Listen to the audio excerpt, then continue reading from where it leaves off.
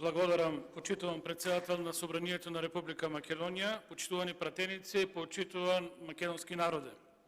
Ако за претходната година беше вака карактеристично нов ден, ново задолжување, сега имаме нов час, ново задолжување. Значи, секој час Собранието носи нов закон за задолжување.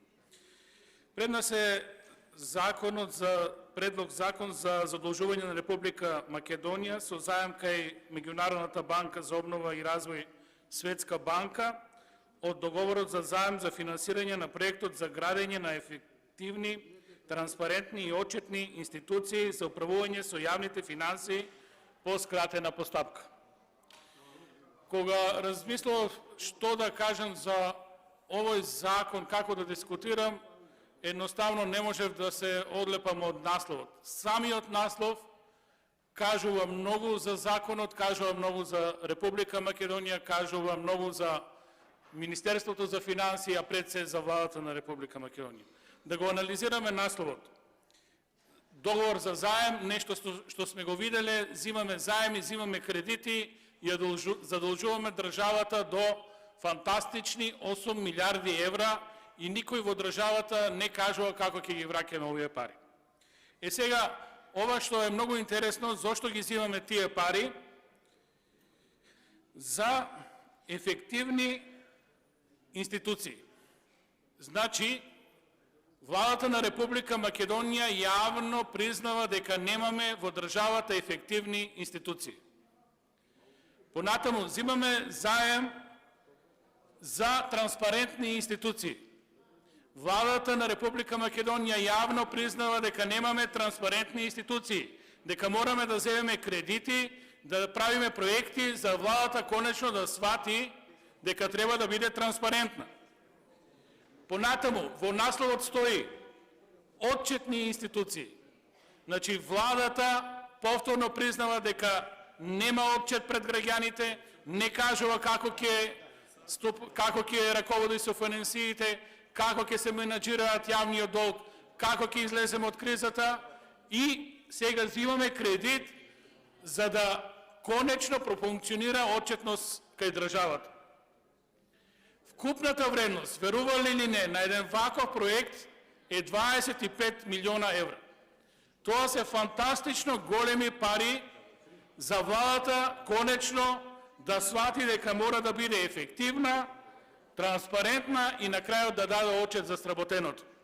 Имаме влада која 5 години е начело на оваа држава и не знае што значи ефективност, не знае што значи транспарентност, не знае што значи отчетност. Тоа е дното кое го доживува Република Македонија, да има една ваква влада која ќе земе, замислете, кредит за конечно во државата нешто да профункционира, и повторно јас ќе ставам знак прашање, парите ќе се истрочат, од оваа влада не очекувам нити транспарентност, нити отчетност, нити ефективност во работењето. Зашто не го очекувам тоа? Многу едноставно. Ако ги погледнете целите на ова задолжување, зголемување на ефективноста на администрирањето на приходите. Ова е многу интересен поим. Значи, владата зима кредит за да најде начин како да профункционира зголемувањето на приходите. Зошто е ова интересно? Затоа што владата претходно се задолжи кај ММФ, истиот тој ММФ вели дека Македонија има сива економија помеѓу 30 и 40%.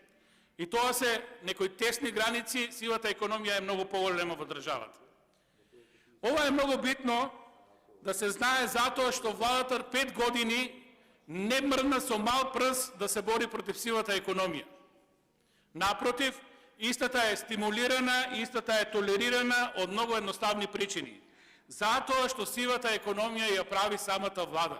Сивата економија се прави во Министерствата на Република на Македонија. Сивата економија се прави од партиските структури на Социјалдемократскиот сојуз на Македонија и ДУИ. Затоа што мафиите во државата се контролирани од владеачките структури. Затоа што целни групи под наводници на разни проекти, на различни невладини организации или било какви форми, повторно изнаоѓаат начин како да дојдат до државните пари, а без при тоа да дадат никаков отчет или нешто да сработат за интерес на државата. Со ваква сива економија, тоа што реков што ме плаши, владата не може да даде резултати. Да имаше модел владата, тоа ќе го направеше до сега. И што да очекуваме? Како ќе се зголемат приходите? Приходите ќе се зголемат од стопанството, од граѓаните на Република Македонија, ќе се зголемат од земјоделците, ќе се зголемат од занаечиите и така натаму, и така натаму. Тоа во превод, почитувани граѓани на Република Македонија, значи зголемување на даноците, зголемување на казните, зголемување на таксите и се она што досега граѓаните на Република Македонија редовно си го плаќаат. Тоа значи дека владата во отсуство на финансиски средства ќе посегне по најнепопуларните инструменти. Зголемување на даноци, зголемување на казни и зголемување на опфат на казни.